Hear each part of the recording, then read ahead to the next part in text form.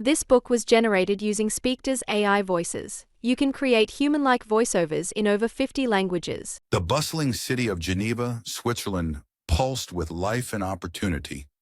It was here, in this vibrant metropolis, that a child named Victor Frankenstein was born into a family of wealth and prestige. The Frankenstein name echoed through the cobblestone streets, carrying the weight of influence and respect. Alphonse, Victor's father, commanded attention with his powerful presence and persuasive words. His mother, Caroline, was a beacon of kindness, her gentle touch bringing comfort to the less fortunate. Their home stood as a testament to their status, a grand mansion with towering windows that gleamed in the sunlight, its rooms filled with the soft rustling of book pages and the warm glow of intellectual discourse. Young Victor's eyes sparkled with an insatiable curiosity from the moment he could toddle. The family library became his sanctuary, its towering shelves a forest of knowledge waiting to be explored. His small fingers would trace the intricate diagrams in scientific texts, his mind whirring with questions and possibilities. Test tubes and beakers became his playthings, the sizzle and pop of simple experiments a symphony to his ears. When Victor turned 5, a new melody joined the household's harmony. Elizabeth Lavenza, an orphan child with hair like spun gold and a smile that could melt the alpine snow, became part of the family. Her laughter, light and airy, blended perfectly with Victor's deeper chuckles as they raced through the mansion's halls, their footsteps echoing off the polished floors. As the seasons changed, so did their little group. Henry Clerval, the son of a local merchant, joined their adventures. The trio became inseparable, their days filled with exploration of the lush Swiss countryside. They'd climb gnarled old trees, their hands sticky with sap, and splash in crystal-clear streams that mirrored the endless blue sky above.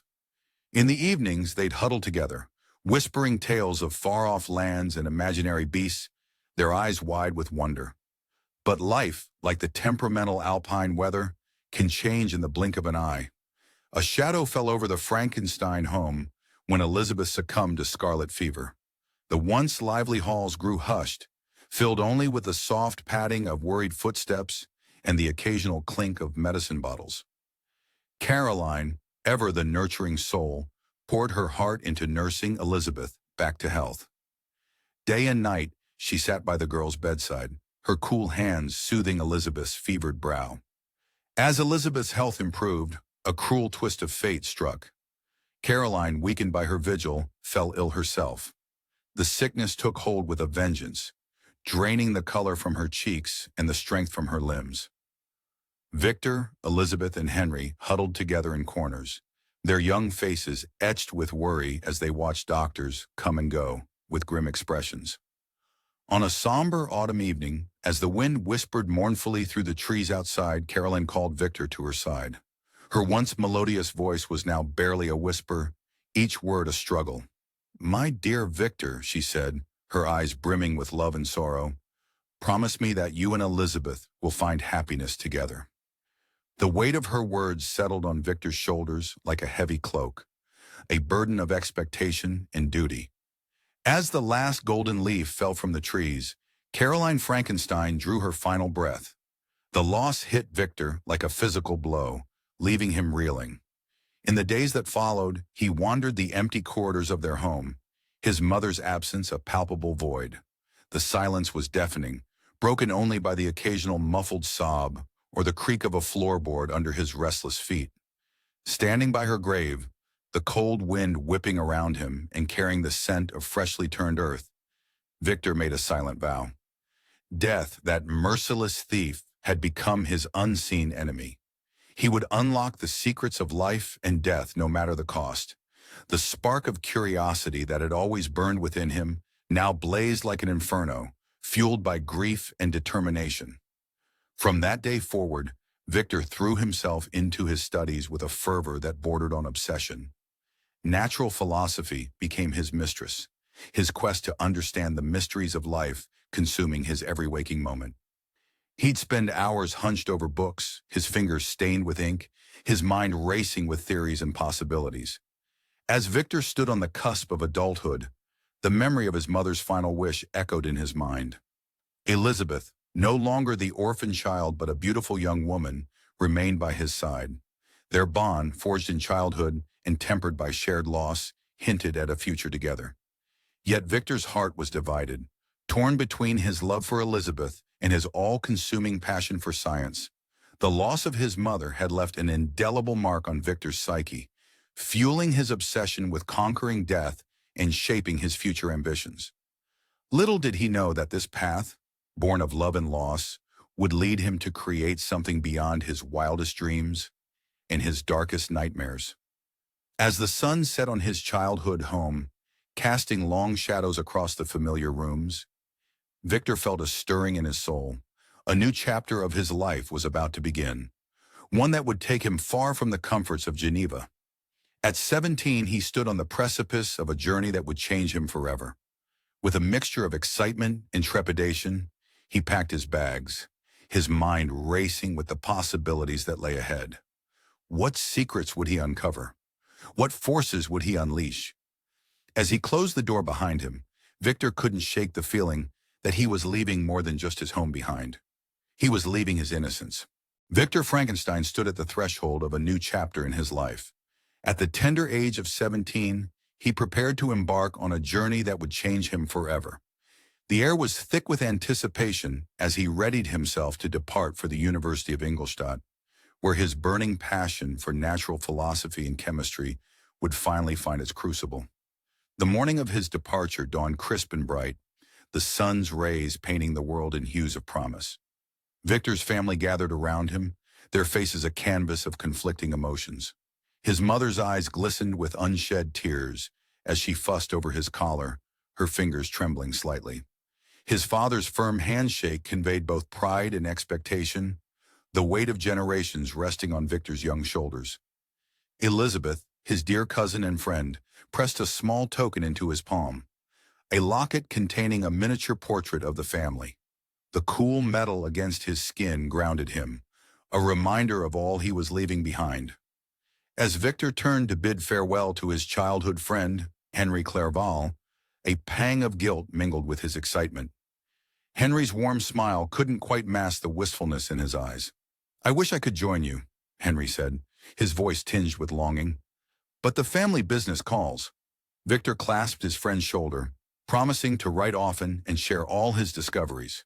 The words felt hollow even as he spoke them, a part of him already racing ahead to the wonders that awaited.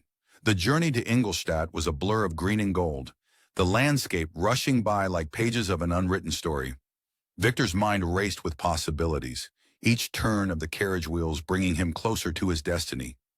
The university town rose before him like a promise, its spires reaching for the sky, beckoning him towards knowledge unknown. But reality has a way of tempering even the most fevered dreams. Victor's first days at the university were a stark contrast to his lofty expectations. Professor M. Krempe, a grizzled old man with a permanent scowl etched into his features, droned on about theories that seemed as dusty as the tomes lining his office. Victor's initial enthusiasm wavered, like a candle flame in a draft, threatening to extinguish altogether.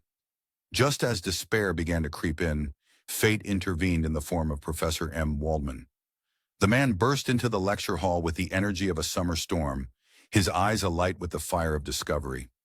As he spoke of modern scientific theories and galvanic experiments, Victor felt something stir within him, a hunger, a burning curiosity that threatened to consume him whole. Waldman's words were a key, unlocking doors in Victor's mind he never knew existed. He threw himself into his studies with a fervor that bordered on mania. Days blurred into nights, the boundaries of time dissolving in the face of his relentless pursuit of knowledge. Meals were forgotten, letters home lay unwritten on his desk, gathering dust like abandoned dreams. Victor's world narrowed to the confines of the laboratory, where he chased the elusive spark of life with single-minded determination. The acrid smell of chemicals became more familiar than fresh air, the hum of electrical apparatus a constant companion. His peers watched in awe and not a little fear as Victor surpassed them, devouring knowledge like a man starved. But it wasn't enough. The more he learned, the more he craved. The idea of reanimation, of creating life from lifeless matter, took root in his mind and grew like a wild vine, choking out all other thoughts. Victor's obsession led him down dark paths, poring over the works of ancient alchemists, their arcane symbols dancing before his eyes like mocking specters.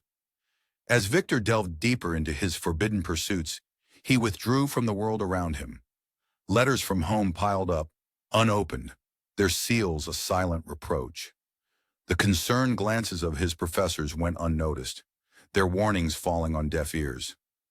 Even the changing of the seasons passed him by, the world outside his laboratory window fading to a dim, unimportant backdrop. His body began to show the strain of his relentless pursuit. Dark circles etched themselves under his eyes. His clothes hung loose on his frame like a shroud. But Victor paid no heed to his physical decline, driven by an all-consuming ambition that burned brighter with each passing day. In the depths of his isolation, Victor stood on the brink of a terrible and wonderful discovery. The secret of life itself seemed to hover just beyond his grasp, tantalizingly close. As he pushed himself to the limits of his endurance, his hands shaking with exhaustion and excitement, Victor little knew that his single-minded pursuit was setting the stage for a creation that would forever alter the course of his life and the lives of those around him. As the clock struck midnight, marking the beginning of a new day, Victor's trembling fingers reached for the final component of his grand experiment. His heart raced, pounding in his ears like a war drum. This was it, the moment of truth. With bated breath, he prepared to unleash a power that no mortal had ever wielded before. The air crackled with anticipation, and Victor Frankenstein stood poised to challenge the very laws of nature itself. Victor Frankenstein's months of intense work were about to bear fruit. After countless sleepless nights and relentless experimentation, he stood on the precipice of achieving his ultimate goal, creating life itself. The laboratory hummed with anticipation. Bubbling liquids gurgled in glass beakers, and electricity crackled through copper wires, casting eerie shadows on the stone walls. Candles flickered, their flames dancing like restless spirits. The air was thick with the sharp tang of chemicals and the coppery scent of blood, making Victor's nostrils flare with each breath. His hands trembled as he made the final adjustments to his apparatus. Sweat beaded on his forehead, his heart pounding so hard he could feel it in his throat. This was it, the moment of truth. With a deep breath, Victor threw the switch. A blinding flash of light filled the room, followed by a deafening silence. He held his breath, eyes fixed on the motionless form before him. Then a miracle. A twitch. A finger moved. The massive chest heaved. Slowly, painfully slowly, the creature's eyes opened. Yellow, watery, alive. For a heartbeat, pure elation coursed through Victor's veins. He had done it. He had created life. But joy turned to ash in his mouth as he truly saw what he had wrought. The being was an abomination, its sickly yellow skin stretched taut over bulging muscles and throbbing veins. Lustrous black hair framed a face that was a mockery of human features. Pearly white teeth gleamed in a grimace that might have been a smile. Victor's triumph curdled into horror. This wasn't the miracle of life he had dreamed of. It was a nightmare given flesh. His stomach churned, bile rising in his throat. Unable to bear another moment in the presence of his creation, Victor fled. His footsteps echoed in the empty hallways as he burst out of the building. The cool night air hit his face, but did nothing to calm the storm in his mind. Rain-slicked cobblestones reflected the dim street lamps like shattered mirrors.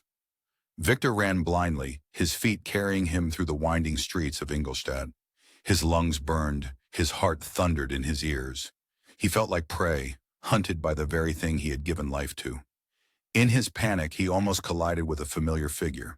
Henry Clerval, his dear friend, newly arrived in town. Under normal circumstances, Victor would have been overjoyed. Now he could barely form words. "Victor," Henry's voice seemed to come from far away. "Are you all right? You look as if you've seen a ghost." If only it were a ghost, Victor thought bitterly. What he had seen was far worse. A mockery of life, a creature that should never have been born.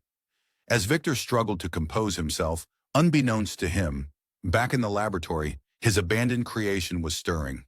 Confused and alone, the creature took its first tentative steps into the world.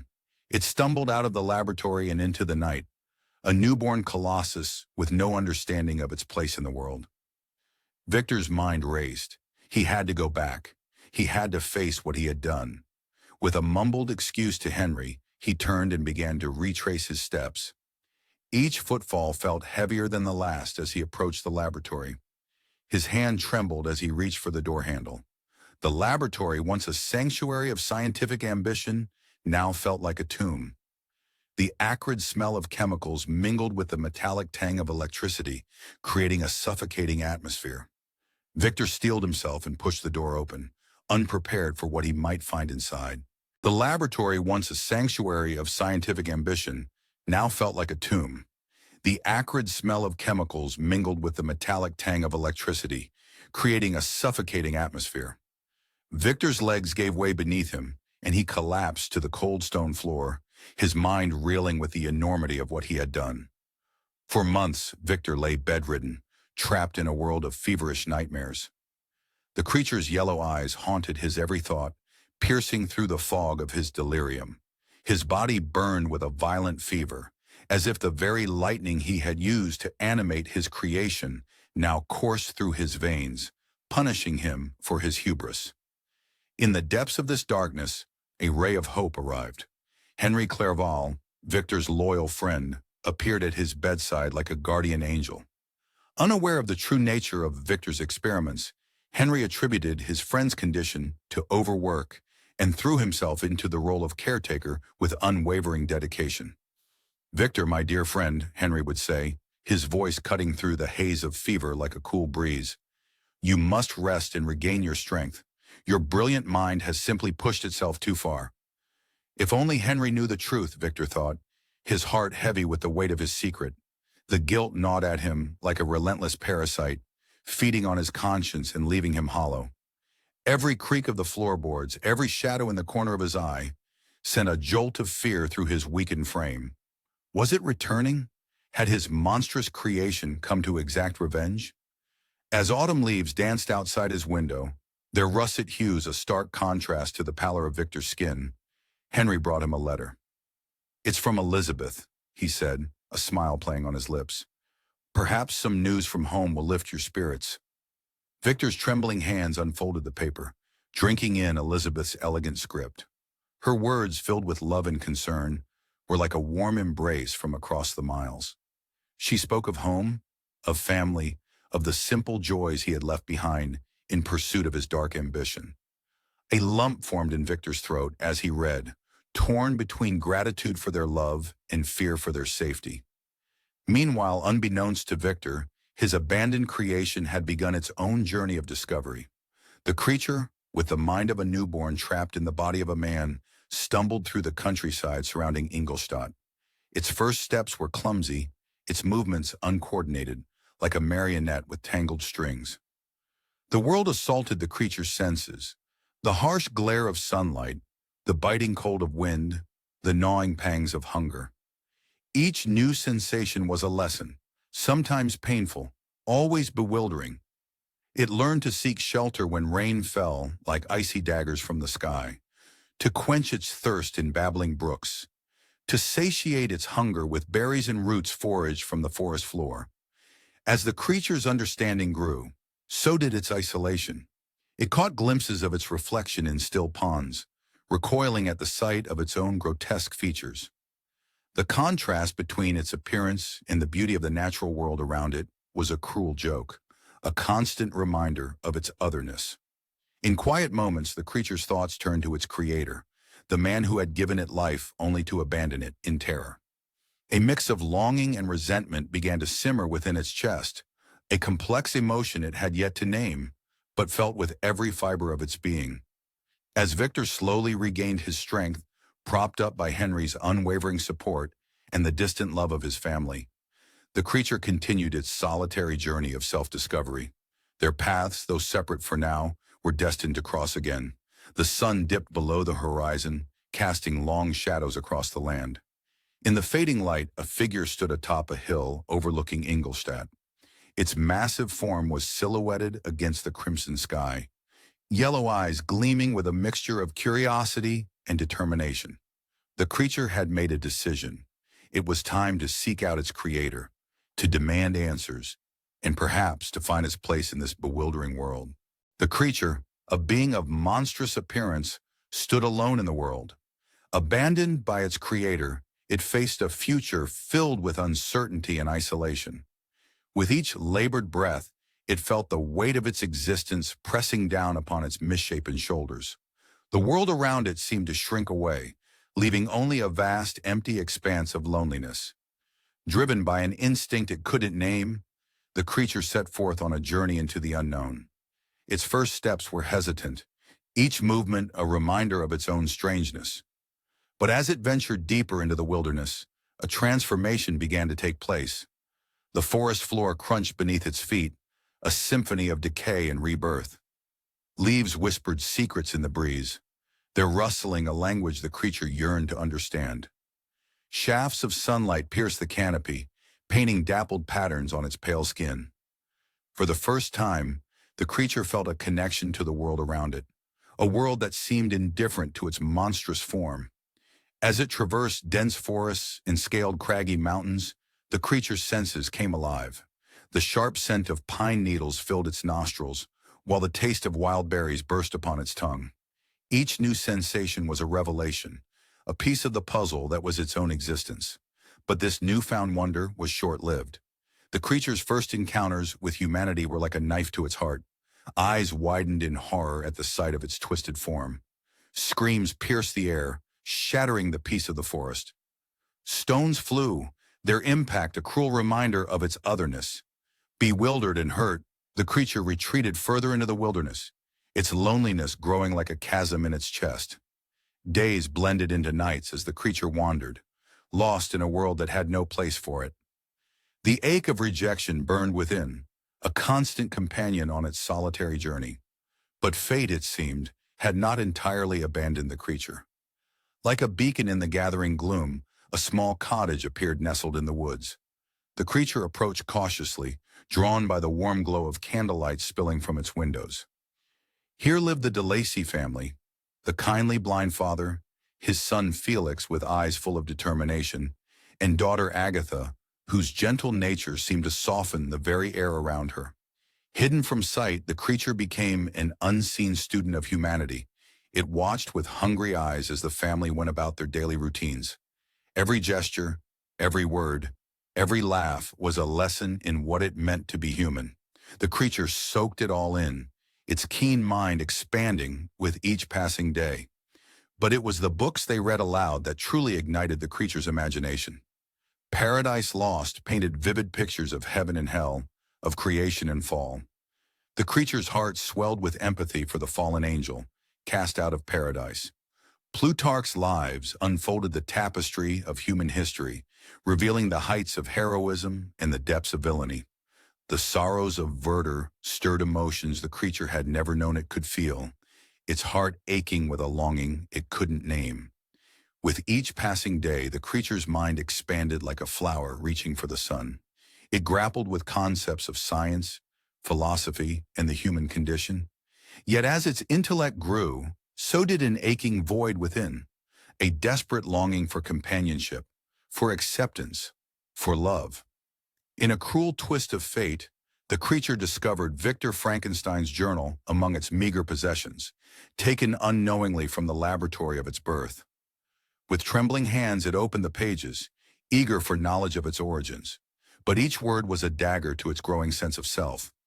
The horrifying truth of its creation, born of ambition and hubris, left the creature reeling. Hope, fragile as a butterfly's wing, fluttered in the creature's heart. Perhaps the DeLacy family, who had unknowingly nurtured its mind and soul, could see beyond its terrifying exterior. With trembling anticipation, it prepared to reveal itself. The moment arrived like a thunderclap. The creature stepped into the light, heart pounding, a tentative smile on its misshapen face. But the horror that contorted the family's features, the screams that shattered the air, and the violent rejection that followed, crushed that delicate hope into dust. In that terrible moment, the creature's world collapsed. The bitter realization washed over it like a wave of ice. Its deformity was an insurmountable barrier, a prison from which there might be no escape. As it fled into the gathering darkness, the creature's heart hardened, its newfound knowledge turning to ash in its mouth. Rage and despair battled within its chest as the creature stumbled through the forest, branches whipping at its face. The taste of betrayal was bitter on its tongue. With each step, a new resolve began to form in its mind. If the world would not accept it, then it would make the world pay for its cruelty. As dawn broke over the horizon, the creature's eyes fell upon a familiar name scrawled on a piece of parchment clutched in its hand. Victor Frankenstein, its creator, its tormentor. With a growl that echoed through the trees, the creature set its course. It was time to confront the one who had brought it into this world of pain and loneliness. Little did the creature know that at that very moment, miles away, Victor's eyes blurred as he read a letter again and again, hoping desperately that the words would somehow change. But they remained stubbornly, cruelly the same. The wheels of fate had begun to turn, drawing creator and creation inexorably towards a fateful confrontation. Victor's eyes blurred as he read the letter again and again, hoping desperately that the words would somehow change. But they remained stubbornly, cruelly the same. A cold dread settled in his stomach, twisting like a knife. The room around him seemed to darken, the walls closing in as the full weight of the news crashed over him. Could it be, he whispered, his voice barely audible, the creature he had brought to life? Could it be responsible for this unspeakable act? Guilt crashed over him like a tidal wave, threatening to drown him in its relentless force. The air in his study felt thick, suffocating. He had to return home, had to face what he had done. With trembling hands, he hastily packed a bag, his mind racing with terrible possibilities. The journey back to Geneva was a blur of sleepless nights and anxious days. The rhythmic clatter of carriage wheels seemed to mock him, each mile bringing him closer to a truth he feared to confront. Forests and fields rushed by outside the window, but Victor saw nothing, his mind consumed by visions of his creation and the horror it might have wrought. As the familiar outskirts of his hometown came into view, the sky darkened to a deep, bruised purple. Victor's eyes darted nervously, scanning the shadows. The wind whispered through the trees, carrying with it a sense of foreboding. And then, a movement, a flash of inhuman eyes in the gloom. His breath caught in his throat as he glimpsed the creature, its massive form unmistakable even in the darkness. In that moment, his worst fears were confirmed, settling like lead in his chest. But what could he say? Who would believe him? The words caught in his throat, choking him with their weight. To speak the truth would be to admit his own role in this tragedy, to expose himself as the true architect of this horror. And so he remained silent, the secret burning inside him like acid. The Frankenstein household was a study in grief when he arrived. Hushed voices and red-rimmed eyes greeted him, the air heavy with sorrow. The once warm home felt cold and alien, as if joy itself had been leached from its very walls. Elizabeth, dear sweet Elizabeth, was inconsolable. Her delicate frame shook with each sob as she blamed herself for William's death, tormented by the memory of the locket she had given him, the very locket now missing. I gave it to him, Victor, she wept, her voice raw with anguish. If I hadn't, if only. Victor longed to comfort her, to shoulder the burden of guilt that was rightfully his. But the words wouldn't come. He could only hold her as she cried, his own tears mingling with hers, each drop a silent confession of his terrible secret. As if the loss of William wasn't enough, fate had another cruel twist in store. Justine Moritz, the gentle soul who had been more family than servant to the Frankensteins, stood accused of the unthinkable crime. The missing locket had been found in her possession, damning evidence in the eyes of the law. Victor watched in mute horror as events unfolded, powerless to stop the inexorable march of injustice. Justine's trial was a farce, a foregone conclusion. The courtroom buzzed with whispers and judgmental stares, the air thick with tension. He sat there, the truth burning on his tongue, but fear and shame kept him silent. With each passing moment, with each piece of circumstantial evidence presented, He felt the noose tightening, not around Justine's neck, but around his own soul. The gavel fell with a thunderous crack, sealing Justine's fate. The kind-hearted young woman who had loved William like a brother was condemned to death for his murder. Victor's silence had cost another innocent life. The weight of his inaction pressed down on him, threatening to crush him entirely. In the aftermath, the once joyous Frankenstein home became a tomb of sorrow. Laughter, once so common within these walls, was now a distant memory. Victor moved through the rooms like a ghost, haunted by the weight of his secrets. 2 innocent lives, William's vibrant youth snuffed out too soon, Justine's gentle spirit wrongly condemned, lay heavy on his conscience. As night fell and the household finally succumbed to exhausted sleep, Victor stood at the window, staring out into the darkness. The moon cast long shadows across the garden, and every rustle of leaves made him start, imagining his creation lurking just out of sight. Somewhere out there, his monster roamed free, while he remained trapped in a prison of his own making. The burden of knowledge, the crushing weight of guilt, threatened to suffocate him. He pressed his forehead against the cool glass, closing his eyes against the tears that threatened to fall. The once happy Frankenstein family lay in ruins, and at the center of it all stood Victor, the keeper of a terrible truth that would haunt him for the rest of his days. As dawn broke, painting the sky in hues of pink and gold that seemed to mock the darkness in his heart, Victor made a decision. He couldn't stay here, surrounded by the ghosts of his failures. His gaze drifted to the distant peaks of the Alps, their snow-capped summits promising escape. Perhaps there, in the vast wilderness, he could find some measure of peace, or at least a reprieve from the crushing guilt that threatened to consume him. With a heavy heart, he began to pack, the weight of his decision pressing down on him. But as he reached for his traveling cloak, a shadow fell across the room. Victor froze, his blood turning to ice in his veins. Slowly he turned, dreading what he might see. And there, framed in the doorway, its eyes gleaming with an unholy light, stood his creation, come at last to confront its maker. Victor Frankenstein, consumed by guilt, yearned for escape. He sought refuge in the majestic Alps, hoping to find solace in nature's grandeur. The valley of Chamonix beckoned, its pristine peaks promising respite from the relentless torment that plagued his conscience. As Victor trudged through the rugged terrain, the world around him seemed to mirror his inner turmoil. Jagged rocks jutted from the earth like accusing fingers, while the wind whispered accusations through the sparse pines. The crisp mountain air, usually invigorating, felt like ice in his lungs, a stark reminder of the cold dread that had taken root in his heart. Each step crunched beneath his feet, the sound amplified in the eerie silence of the mountains. It was as if nature itself held its breath, waiting for the inevitable confrontation that loomed on the horizon. Victor's mind raced, replaying the fateful night of his creation over and over, each memory a fresh wound in his psyche. On a day when the sky hung low and heavy with unshed snow, Victor set out for the Montanvert Glacier. The ice stretched before him, a vast, unforgiving expanse that seemed to go on forever. Navigating the treacherous crevasses, he felt like a man walking on the edge of the world, one misstep away from plunging into the abyss. Then through the swirling mist, a figure emerged.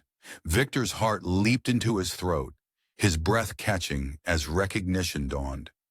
It was his creation, the being he had abandoned in Ingolstadt. The creature stood tall, its eyes burning with an intensity that made Victor's blood run colder than the surrounding ice. "Creator," the creature's voice boomed, echoing off the icy walls like thunder. "You owe me an audience." Victor trembled, not from the cold, but from a bone-deep fear that threatened to overwhelm him. He followed the creature to a nearby cave, the wind howling at their backs like a pack of hungry wolves. Inside, the dim light cast grotesque shadows on the rough walls, turning the creature's already monstrous visage into something truly nightmarish. As the creature began its tale, Victor found himself captivated despite his terror. The monster spoke with an eloquence that belied its appearance, its words painting a vivid picture of confusion, loneliness, and ultimately, rage. Victor could almost see the creature fumbling through a world it didn't understand, each rejection leaving invisible scars on its already marred flesh. "I learned, Creator," the creature said, its eyes glistening with unshed tears. "I educated myself by observing the DeLacy family. I saw love, kindness, and everything I yearned for, but could never have." The cave seemed to shrink around them, the weight of the creature's loneliness pressing in from all sides. Victor felt a twinge of empathy, quickly squashed by horror as the creature continued its tale. "My loneliness turned to bitterness," it growled, its massive hands clenching into fists. "And that bitterness, it led me to unspeakable acts." The confession of William's murder hit Victor like a physical blow. He staggered back, his mind reeling as he grappled with the weight of his indirect responsibility. The creature's eyes, once filled with pain, now blazed with a mixture of defiance and desperate hope. "Don't you see?" it pleaded, its massive form seeming to shrink with vulnerability. "It was your abandonment, society's cruelty, that drove me to this. I never wanted to be a monster." Silence fell between them, broken only by the howling wind outside. Victor's mind raced, his moral revulsion warring with a growing understanding of the creature's plight. Then came the demand that would change everything. "Create for me a companion," the creature said, its voice trembling with longing. "Someone who won't recoil at my appearance. Give me this, and I swear to you, we will vanish from human society forever." The ultimatum hung in the air, heavy as the mountain itself. Victor's heart pounded in his chest, each beat a reminder of the terrible power he wielded. The creature's eyes bored into him, filled with a mixture of hope and barely contained rage.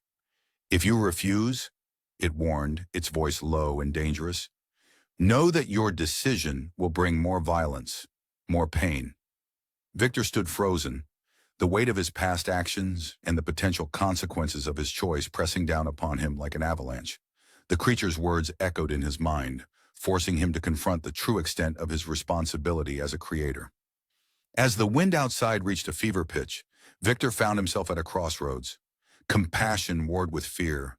Moral duty clashed with the desperate desire to wash his hands of this monstrous creation. The decision before him would shape not only his future, but potentially the fate of humanity itself. With trembling hands and a racing heart, Victor opened his mouth to speak, the weight of the world resting on his next words. But before he could utter a sound, a deafening crack split the air. The cave shuddered, and in that moment of terror, Victor realized that nature itself seemed to be passing judgment on his creation. Victor Frankenstein's internal struggle had reached its breaking point.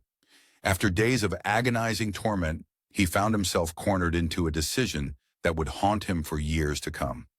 The creature's demand for a female companion echoed in his mind, a relentless drumbeat that drowned out all reason.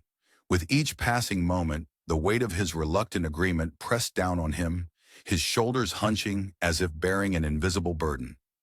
The familiar streets of Geneva, once a source of comfort, now seemed to mock Victor's inner turmoil. Every cobblestone, every familiar face, felt like an accusation. The lie he told his family about traveling to England for further study tasted bitter on his tongue, coating his mouth with the acrid flavor of deceit. Yet amidst the darkness, a fleeting moment of light pierced through. Elizabeth, his childhood friend and the love of his life, agreed to become his betrothed. Their embrace was bittersweet, a mixture of hope and despair that threatened to tear Victor apart. "I'll return to you," he whispered, his voice barely audible over the pounding of his heart. "And when I do, we'll be married." Elizabeth's eyes shimmered with hope, unaware of the storm raging within her beloved. As Victor turned to leave, he felt as if he were being torn in two, one part clinging desperately to the warmth of Elizabeth's embrace, the other dragged inexorably towards the unknown. The journey through Europe with Henry Clerval was a study in contrast. To the outside world, it appeared a pleasant tour of study and leisure, but beneath the surface, Victor's mind churned with his true purpose, each step taking him closer to the grim task that lay ahead. In the sun-drenched vineyards of France, the beauty of the landscape stood in stark contrast to the darkness consuming Victor's soul. The sweet scent of ripening grapes seemed to mock the bitterness of his secret.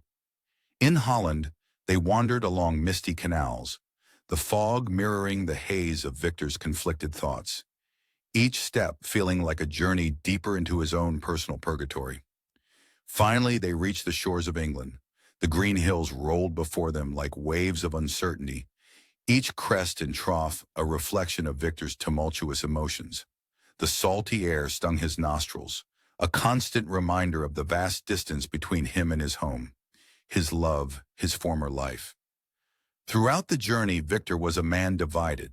By day, he engaged in scholarly discussions and sightseeing with Henry, forcing smiles that never reached his eyes and feigning an interest that felt hollow. By night, he was haunted by his promise to the creature, the ethical implications of his task looming over him like specters in the darkness, their whispers a constant torment. As they reached the heart of England, Victor knew the time had come. With a heavy heart, he separated from Henry, the pain of deceit cutting deep as he bid farewell to his loyal friend. The words of explanation felt like ashes in his mouth, each syllable a betrayal of their friendship. Victor's path led him north to Scotland, a land shrouded in mist and legend. The rugged landscape seemed to mirror his own internal turmoil, each craggy cliff and windswept moor a reflection of his fractured psyche. He found himself drawn to the remote Orkney Islands, a place as isolated and turbulent as his own soul. On a desolate island, battered relentlessly by howling winds and crashing waves, Victor set up his makeshift laboratory.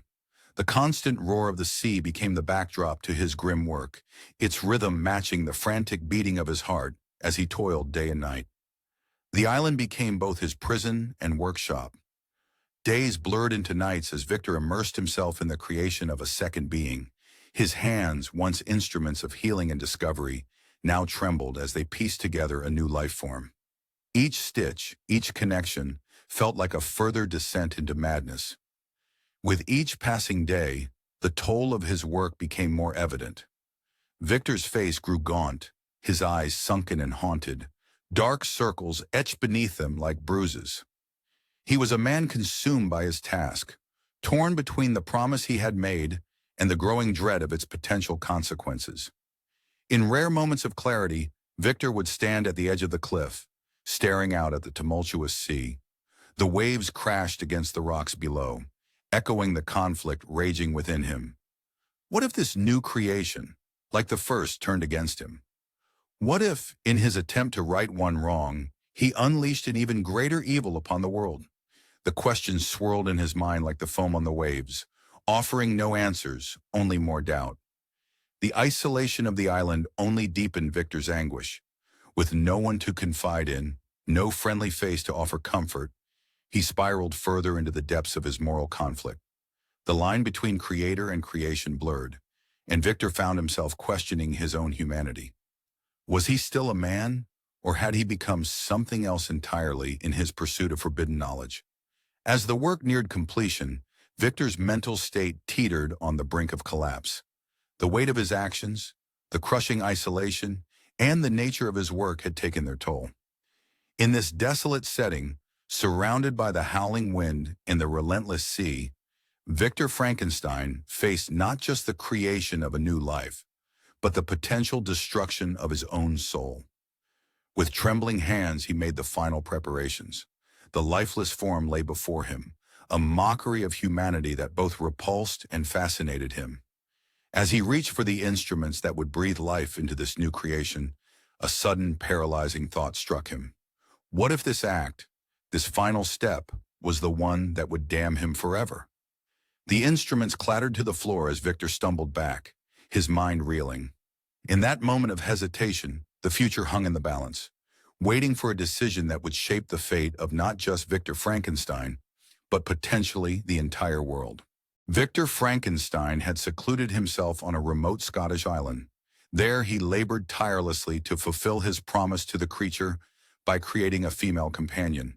The relentless Scottish wind howled outside, its mournful cry a fitting backdrop to Victor's grim task. Inside his makeshift laboratory, a converted fisherman's hut, the air hung heavy with the acrid smell of chemicals and the metallic tang of blood. Guttering candles cast dancing shadows on the walls, transforming innocent tools into menacing silhouettes. Victor's once steady hands now trembled as he worked, his fingers stained and calloused. Dark circles ringed his sunken eyes, testament to countless sleepless nights. As he neared completion of his second creation, a cold dread settled in the pit of his stomach, twisting his insides like a knife. What if she rejects him, he muttered, his voice barely audible above the wind's keening. Or worse, what if they breed? The thought of a new race of monsters unleashed upon the world sent a violent shudder through Victor's frame. He paused, letting the horrifying images flood his mind. Cities in ruins, humanity cowering in fear, his creations ruling over a world plunged into darkness. A sudden flash of lightning illuminated the room, drawing Victor's gaze to the window. There, framed by the lashing rain, stood the creature.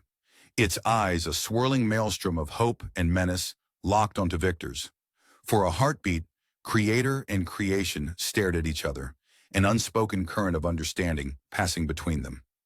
In that moment, clarity struck Victor like a physical blow. He couldn't do it. He wouldn't do it. No, he cried, his voice raw with anguish and determination. With a frenzied energy born of desperation, he lunged at the unfinished female form.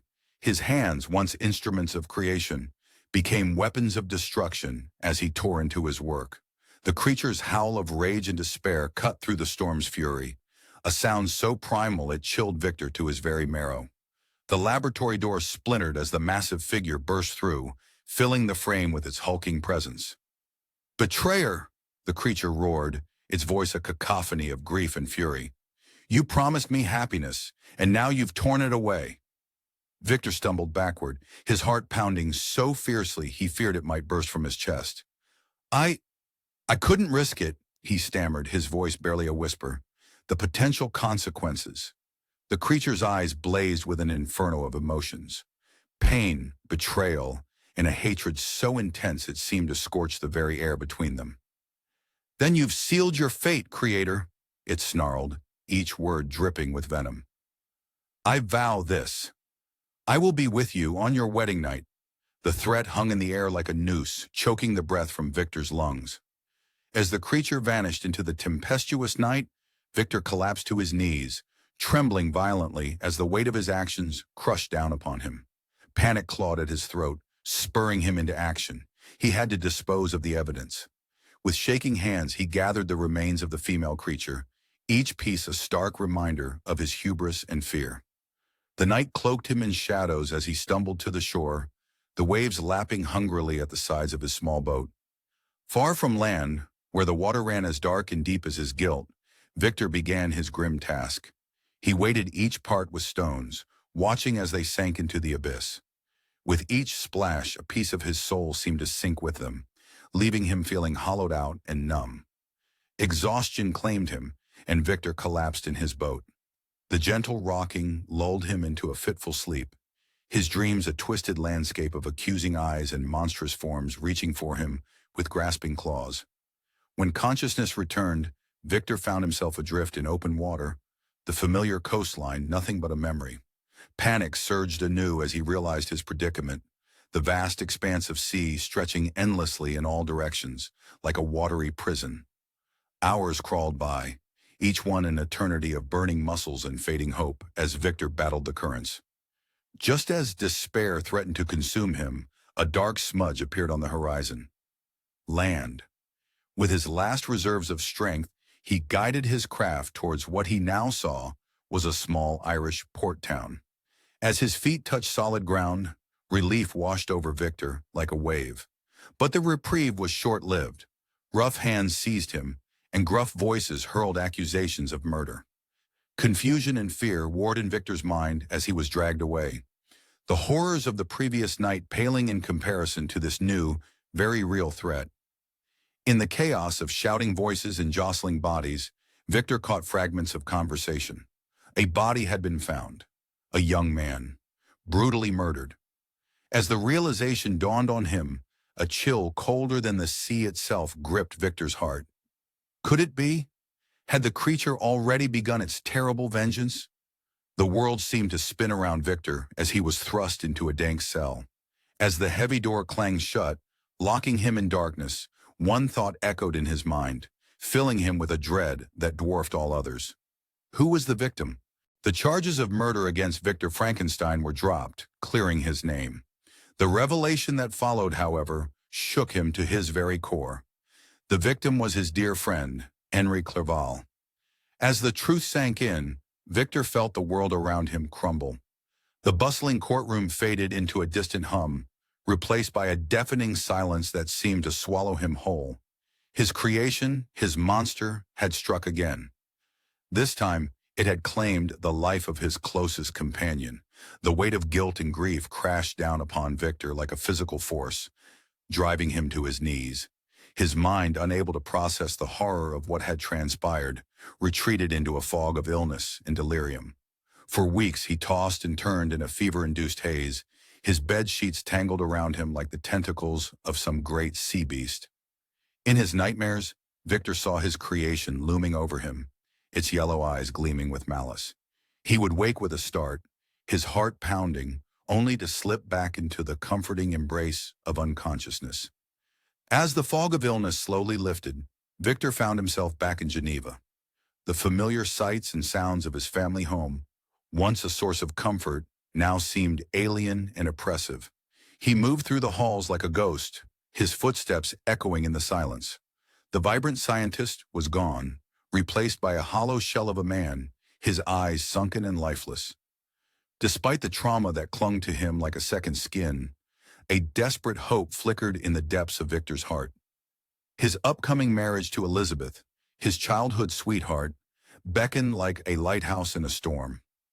Perhaps, he thought, in her arms he could find a moment's respite from the torment that haunted his every waking hour.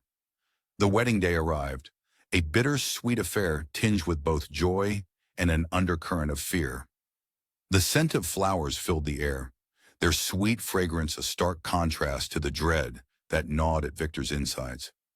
As night fell and the newlyweds retired to their chamber, Victor's mind raced with the creature's ominous threat. The words echoed in his head like a death knell. "I will be with you on your wedding night." With trembling hands, Victor ushered Elizabeth into their room. The soft glow of candlelight cast dancing shadows on the walls, each flicker setting his nerves on edge. "I'll join you shortly, my love," he whispered, his voice barely masking his terror. "I just need to check on something." Heart-pounding, Victor prowled through the darkened house. Every creak of the floorboards sent a jolt of fear through his body. The silence was deafening, broken only by the sound of his own ragged breathing and the distant ticking of a clock, counting down to some unknown doom. Suddenly, a blood-curdling scream shattered the night. Victor's blood turned to ice as he recognized Elizabeth's voice. He sprinted back to their room, his mind a whirlwind of panic and dread. The sight that greeted him would be forever seared into his memory. Elizabeth, his beautiful bride, lay lifeless on the bed, her delicate neck bearing the brutal marks of strangulation. The room seemed to spin around Victor as he stumbled to her side, his anguished cries echoing through the empty halls. Through the window, a flash of movement caught his eye. There, illuminated by the pale moonlight, stood the creature. Its yellow eyes gleamed with malicious triumph as it watched Victor's world crumble around him. With a mocking grin, it disappeared into the night, leaving Victor alone with his grief. The loss of Elizabeth proved to be the final, crushing blow to Victor's already fragile world. His father, Alphonse Frankenstein, overcome by the successive tragedies that had befallen their family, succumbed to his own grief mere days after Elizabeth's murder. Victor, now truly alone, sank into the depths of despair. The world around him faded to gray, each day blending into the next in a haze of misery. For a time he found himself confined to an institution, his ravings about his monstrous creation dismissed as the delusions of a broken mind. As his strength slowly returned, Victor was released into the care of the few remaining household staff. But the fire of vengeance had begun to burn within him, fueled by the ashes of his former life. With grim determination, Victor sought out the local magistrate.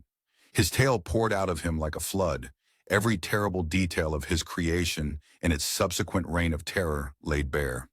But as he looked into the magistrate's eyes, he saw only disbelief and pity. His fantastic story, too outlandish to be believed, fell on deaf ears.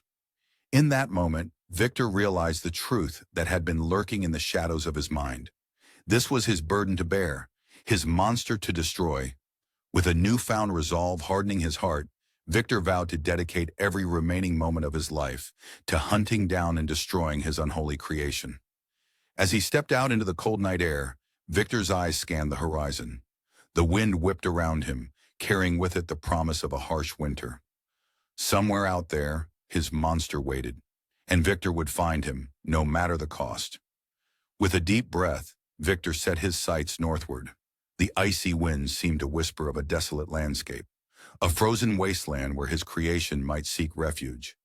Without a backward glance at the life he was leaving behind, Victor took his first step on a journey that would lead him into the heart of darkness itself. The frozen landscape stretched endlessly before Victor, a vast white canvas painted with shades of blue and gray. Each step was a battle against the biting wind and treacherous ice. His boots crunched through the snow, the sound swallowed by the eerie silence of the Arctic. Victor's eyes constantly scanned the horizon, searching for any sign of his elusive quarry. The creature's massive footprints in the snow were like breadcrumbs, leading him deeper into the heart of this frozen hell. Victor's breath came out in puffs of white vapor, his lungs burning with each icy inhale.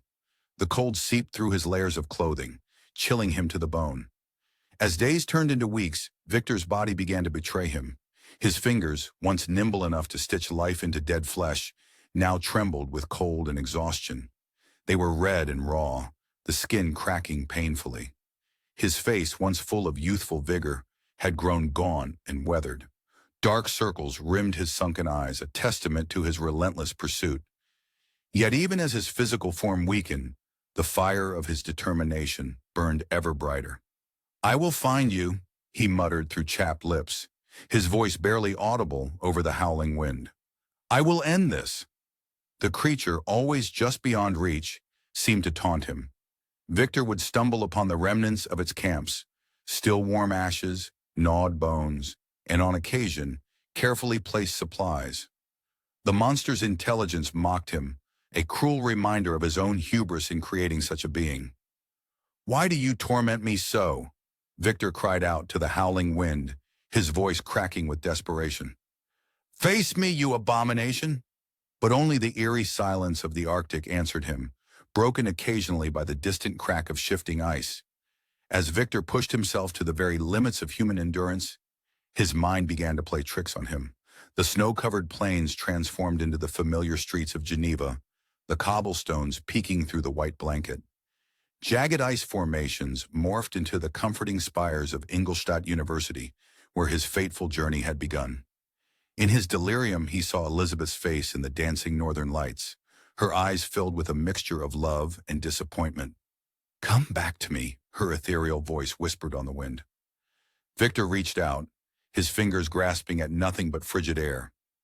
Just when it seemed that Victor's quest would end in a lonely, frozen grave, fate intervened. Through the swirling snow, he spotted a dark shape on the horizon. At first, he thought it another trick of his failing mind. But as he drew closer, hope bloomed in his chest like a fragile flower. It was a ship, trapped in the unyielding grip of the ice. With his last ounce of strength, Victor stumbled towards it, his legs barely supporting his weight. The world spun around him, the white landscape blurring into a dizzying whirl. He collapsed at the feet of a startled crew member, the rough wood of the ship's deck pressed against his cheek. Captain Robert Walton, the leader of this ill-fated expedition to the North Pole, took Victor under his wing.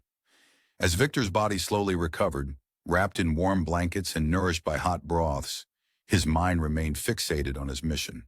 The warmth of the ship's interior was a stark contrast to the frozen wasteland outside, but it did little to thaw the icy determination in Victor's heart. In Walton, Victor recognized a kindred spirit, another man driven by the siren call of scientific discovery. As they sat in the captain's cabin, the creaking of the icebound ship a constant reminder of their precarious situation, Victor felt compelled to share his tragic tale. "Listen well, my friend," Victor said, his voice barely above a whisper, "for my story is both a confession and a warning." His eyes, once bright with the fire of ambition, now held a haunted look that made Walton shiver despite the warmth of the cabin. And so Victor recounted the events that had led him to this frozen wasteland. He spoke of his hubris, his blind ambition, and the terrible price he had paid for playing God. With each word, he saw the light of recognition in Walton's eyes dim, replaced by a growing horror. Unchecked ambition is a poison, Victor cautioned, gripping Walton's arm with surprising strength. It will consume everything you hold dear, leaving nothing but ashes and regret. His words hung heavy in the air, the weight of his experiences palpable in every syllable. As Victor's tale drew to a close, he felt a great weariness settle over him. His body, pushed beyond its limits, was finally giving out. Yet even as he felt death's cold fingers reaching for him, his mind remained focused on one final task. "I must finish what I started," Victor murmured, his eyes glazing over. "The creature, I must destroy it." His voice trailed off, the effort of speaking draining what little strength he had left. But as the last embers of his life began to fade, Victor Frankenstein realized that his journey was coming to an end, his mission unfulfilled. The monster he had created would outlive him, a lasting testament to the dangers of unchecked scientific ambition. Victor's breath grew shallow, his heartbeat slowing with each passing moment. The world around him began to dim, the sounds of the ship fading into a distant hum. As darkness crept in at the edges of his vision, a final, chilling thought crossed his mind. What if the creature was closer than he realized? What if, even now, it was making its way toward the ship, drawn by some inexplicable connection to its creator? With the last of his strength, Victor tried to warn Walton, but his voice failed him. His eyes, wide with terror, locked onto something beyond the cabin window, a massive, shadowy figure moving through the swirling snow. Was it real or another hallucination? As consciousness slipped away, Victor Frankenstein was left with the haunting uncertainty of his creation's whereabouts and the terrifying possibility that his nightmare was far from over. Victor Frankenstein's life was ebbing away aboard Captain Walton's ship. The vessel lay trapped in the merciless grip of Arctic ice, a frozen prison for its dying passenger. The air hung heavy with the scent of salt and despair. Icy winds howled outside, their mournful cries echoing the sorrow within. In this desolate wasteland, where hope seemed as scarce as warmth, an unexpected visitor made its final, fateful appearance. The creature, a patchwork of humanity's discarded parts, moved like a shadow through the creaking vessel. Its footsteps, barely audible above the groaning ice, carried it to Victor's cabin. The floorboards whispered beneath its weight, a soft counterpoint to the thundering of its artificial heart. There it found its maker, still, silent, gone. The sight of Victor's lifeless form hit the creature like a physical blow. It stumbled back, a low, guttural sound escaping its lips. Grief, raw and overwhelming, crashed over it like a tidal wave. This man who had given it life, who alone could understand its tortured existence, was now beyond reach. The creature's massive frame shook with silent sobs. Its fingers, once instruments of destruction, now trembled as they reached out to touch Victor's cold cheek. The contrast between its living flesh and Victor's lifeless skin was stark, a cruel reminder of the chasm between creator and creation. Captain Walton, drawn by the commotion, stood frozen in the doorway. His eyes darted between the dead scientist and the living nightmare that loomed over him. The air in the cabin seemed to thicken, charged with an electric mix of fear and sorrow. The creature turned, its eyes glistening with unshed tears. "You fear me," it said, its voice a rasp of pain and regret.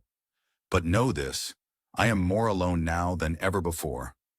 As if a dam had broken, words poured from the creature. It spoke of isolation, of rejection, of a burning desire for companionship that had twisted into a thirst for vengeance. Each sentence was laced with remorse, heavy with the weight of actions that could never be undone. "I sought to punish him," the creature said, gesturing to Victor's body, "to make him feel the pain of abandonment as I did. But in doing so, I've only ensured my own eternal solitude." Walton listened, transfixed. The monster before him was transforming, not physically, but in essence. The rage that had fueled its destructive path was guttering out, leaving behind a hollow shell of regret. With him gone, the creature continued, its voice barely above a whisper, There is nothing left for me in this world. No purpose, no hope of understanding or acceptance. A chill that had nothing to do with the Arctic air settled over the cabin.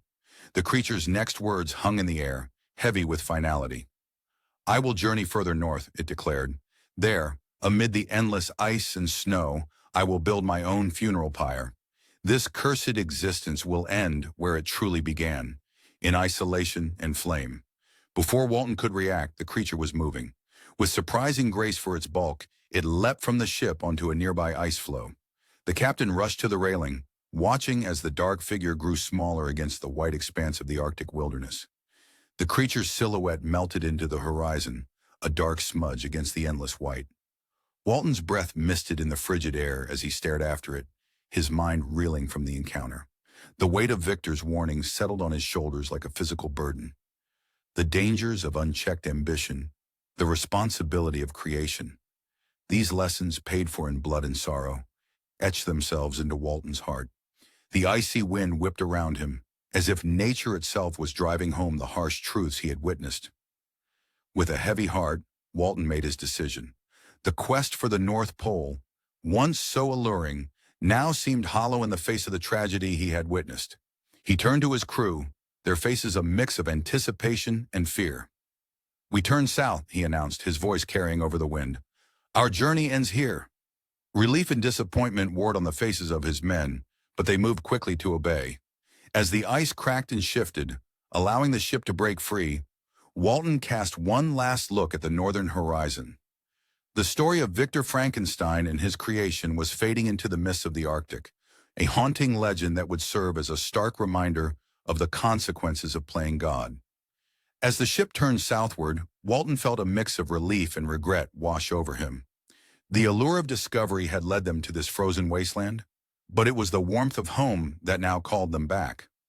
As the ice fields receded behind them, Walton vowed to carry the lessons of this tragic tale with him always, a cautionary whisper in the face of ambition's siren song. This book was generated using Speaktor's AI voices. You can create human-like voiceovers in over 50 languages.